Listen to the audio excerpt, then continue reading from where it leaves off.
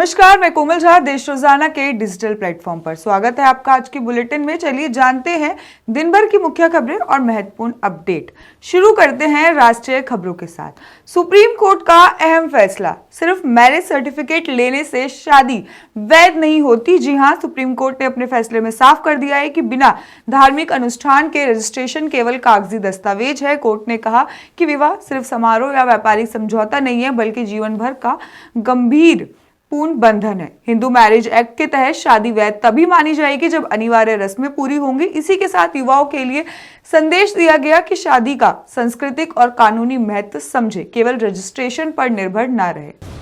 दक्षिण भारत में शुरू हुआ निपा वायरस अब पश्चिम भारत की ओर भी फैल रहा है। उच्च मृत्यु दर और तेजी से फैल रहे इस क्षमता के चलते WHO ने इसे गंभीर श्रेणी में रखा है। WHO ने इसे ब्लूप्रिंट प्रायोरिटी डिजीज की सूची में रखा है, जिसका मतलब होता है कि इसे महामारी बनने की इसमें पूरी संभावना है।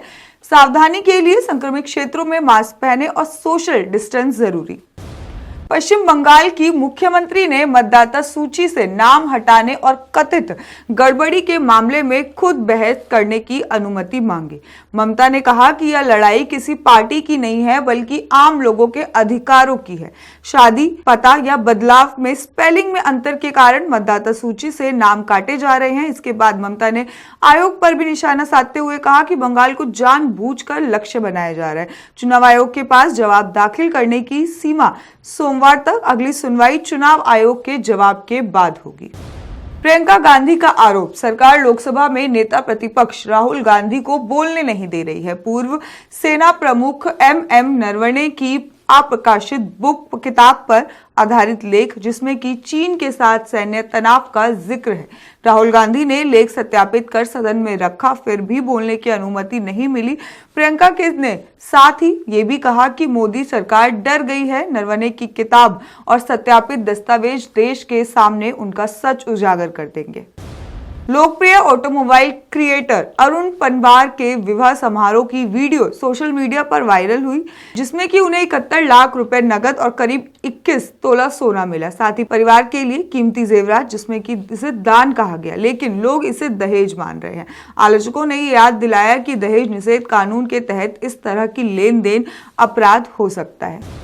कांग्रेस ने कहा कि अमेरिका के साथ हुए व्यापारिक समझौते को लेकर सरकार के लोग केवल चीजें अपने हिसाब से पेश कर रहे हैं। पार्टी महासचिव जयराम रमेश ने कहा कि व्यापार समझौते की घोषणा को हुए 36 घंटे बीत गए हैं, फिर भी अभी तक कोई ठोस विवरण उपलब्ध नहीं कराया गया है। हालांकि यह स्पष्ट है कि भारत ने अमेरिका के कृषि वस्तुओं के आयात को आसान बनाने के लिए कुछ रियायतें दी है। दिल्ली के एक व्यक्ति को व्हाट्सएप पर फर्जी ट्रैफिक चालान मैसेज भेजा गया। लिंक पर क्लिक करते ही उसके मोबाइल वायरस से संक्रमित हुआ और बैंक और ई-वॉलेट से जानकारी चोरी होकर कुल 4,05,000 रुपए निकाल लिए गए। साइबर ठगों ने सरकारी ऐप और संदेश थैली की नकल कर शिकार बनाया। चलिए जानते हैं हरियाणा की कुछ खास खबरों के बारे में। गुरुग्राम में कांग्रेसियों का प्रदर्शन, राहुल गांधी को सवाल ना पूछने देने पर विरोध। युवा कांग्रेस के भाजपा जिला कार्यालय पर विरोध प्रदर्शन किया गया। उनका कहना है कि संसद में राहुल गांधी सेना प्रमुख के खुलासे पर सवाल पूछने से रोका गया, जिसे उन्हें लोकतंत्र की हत्या बताई। प्रदर्शन में प्रधानमंत्री मोदी और भाजपा सरकार की नीतियों के खिलाफ भी नारेबाजी की गई। फतेहाबाद में मजदूर की तीसरी मंजिल से गिरकर मौत हो गई।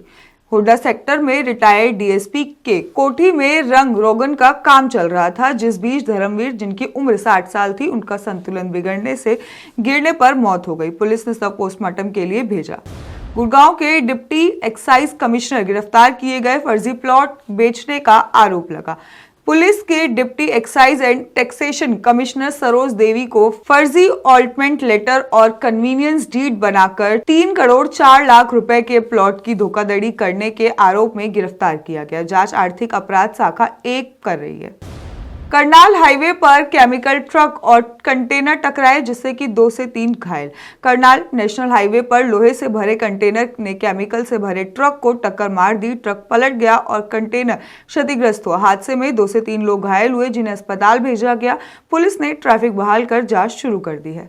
गुड़गांव में शराब ना पीने पर युवक पर हमला, सिर पर बोतल और रॉड से चोट।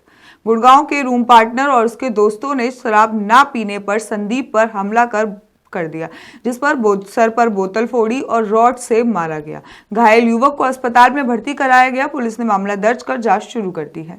जिंद की उचाना सीट पर 2024 विधानसभा चुनाव में कांग्रेस प्रत्याशी विजेंद्र सिंह द्वारा वोटों की दोबारा गिनती की याचिका पर रोक लगने से देवेंद्र की सुप्रीम कोर्ट ने मांग खारिज कर दी है। हरियाणा के फरीदाबाद में शुरू होगा faceless property registration pilot project. Haryana सरकार मार्च अंत तक फरीदाबाद में डिजिटल और फेसलेस प्रॉपर्टी रजिस्ट्रेशन सिस्टम का प्लॉट तैयार कर रही है। उसका उद्देश्य होगा पारदर्शिता बढ़ाना, फिजिकल इंटरफेस कम करना और संपत्ति रजिस्ट्रेशन प्रक्रिया को तेज व परेशानी मुक्त बनाना। हरियाणा एसटीएफ ने 121 युवाओं के अपराधी गिरोह का जाल से बचाया। हरियाणा पुलिस की स्पेशल टास्क फोर्स ने 121 युवकों को गिरोह और सोशल मीडिया के माध्यम से अपराध में फंसने से पहले पहचान कर काउंसलिंग और सुधारात्मक मार्गदर्शन दिया। डीजीपी अजय सिंघल ने कहा कि युवाओं को सही दिशा देना राष्ट्रीय निर्माण और समाज की सुरक्षा के लिए अहम है। हरियाणा में छात्राओं के लिए गाँव में ही बोर्ड परीक्षा केंद्र तय। HBSE ने 10वीं और 12वीं की छात्राओं की सुरक्षा और सुविधा को लेकर निर्णय लिया है कि जिन गांवों में 100 या अधिक छात्राएं होंगी वहां ही परीक्षा केंद्र बनाए जाएंगे। अन्य छात्राओं के लिए भी नजदीकी गांव में केंद्र होंगे। सूरजकुंड क्राफ्ट मेले में हरियाणा जेलों के बंदियों ने बनाए उत्पादों की धूम। हरियाणा कारागार विभाग ने 29वें सूरजकुंड मेले में 18 जेलों में बंदियों द्वारा तैयार किए गए 110 से अधिक फर्नीचर, घरेलू उपाय की वस्तुएं प्रदर्शित की गई। इसमें प्रशिक्षण के जरिए आत्मनिर्भर बनने का यह प्रयास उनके कौशल, आत्मसम्मान और सामाजिक पूर्णवास को बढ़ावा देता है। चलिए जानते हैं अब कुछ अंतर्राष्ट्रीय खबरों के बारे में। अमेरिकी अफ्रीकी कमांड यानी कि अफ्रीकॉम ने प्रमुख जनरल डैगविन एंडरसन ने पुष्टि की है कि अमेरिका ने इजराइल में सीमित संख्या में सैनिक भेजे हैं। यह कदम दोनों देशों के बढ़ते सैन्य सहयोग और खुफिया समर्थन को हिस्सा है। सैन्य तैनाती का उद्देश्य है कि ISIS से बोको हरम के बढ़ते हमलों की निपटना। इस टीम को विशेष क्षमताओं के साथ भेजा गया, मुख्य रूप से खुफिया जानकारी जुटाने और नाइजीरिया सुरक्षा बलों को आतंकवादियों पर कार्रवाई के मदद करने के लिए। पाकिस्तान के खैबर पख्तूनख्वा प्रांत के लकी मारवाड़ जिले में मंगलवार रात एक पुलिस भर्ती कांस्टेबल को अज्ञात बंदूकधारियों ने अगवा कर लिया, जंगल में गोली मारकर हत्या कर दी। मृतक कांस्टेबल हंगू ट्रेनिंग स्कूल से उपचाराधीन या पुलिस की प्रवक्ता ने बताया कि असामाजिक तत्वों ने उसे उसके घर से उठाकर नासरखेल के दरगो जंगल में ले जाकर उसकी हत्या कर दी। इस घटना की जांच शुरू कर दी गई है। जेफरी एप्स्टीन फाइल के नए दस्तावेज खुलासे के बाद अमेरिकी राष्ट्रपति डोनाल्ड ट्रंप का नाम फिर से चर्चा में। सोशल मीडिया पर एक प्राइवेट वीडियो वायरल हुआ। इसके साथ ही जिसमें ट्रंप नाबालिग लड़कियों के साथ पार्टी करते हुए दिखाई दिए। हालांकि वीडियो का कोई विश्वसनीय स्रोत नहीं है, अभी भी इसे वायरल दावा माना जा रहा है।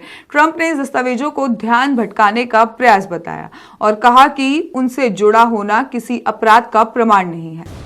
गाजा पट्टी में इजराइल फायरिंग में कम से कम 17 फिलिस्तीनी मारे गए, जिसमें कि अधिकांश महिलाएं और बच्चे। सिफा अस्पताल के अधिकारियों ने अनुसार मृतकों में 7 महिलाएं थी और 5 बच्चे शामिल थे। साथ ही इसमें 5 महीने की शिशु और 10 दिन की बच्ची भी थी। सिफा अस्पताल ने निदेशक के फेसबुक पोस्ट में इस हिंसा को नरसंहार बताते हुए युद्ध विराम और मध्यस्थ पर सवाल उठाए।